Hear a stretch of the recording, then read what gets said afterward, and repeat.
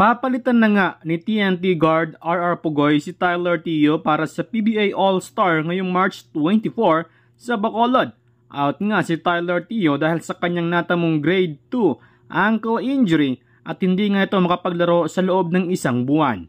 Nakuha ni Tio ang kanyang injury sa kanilang laban kontra Rain or Shine.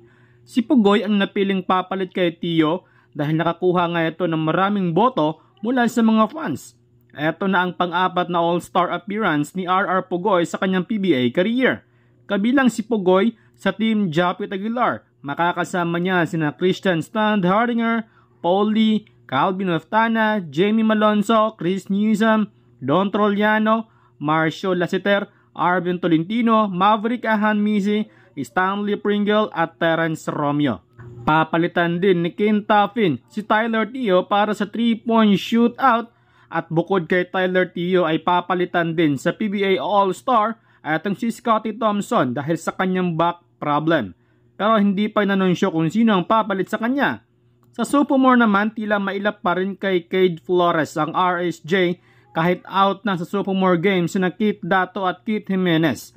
Ang papalit kasi kay Keith Dato ay eto ngang si Christian David habang hindi pinangalanan kung sino ang papalit kay Keith Jimenez.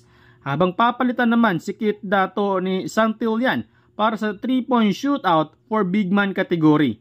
Samantala, maglalaro nga sa Japan B-League ang best import of the conference noon ng PBA Commissioner's Cup na si Jonathan Williams. Ayon sa report na maglalaro para sa Japan B-League Division 1 si Williams para sa Toyama Grosses, while makasama ni Williams sa team ang ating kababayan na si AG Edu. Kung matatandaan, ay nadala nga noon ni Williams sa semi-finals ang Phoenix Fuel Master last Commissioner's Cup at siya nga ang natanghal bilang best import of the conference with an average of 24.5 points, 16.4 rebounds at 5.2 assists per game.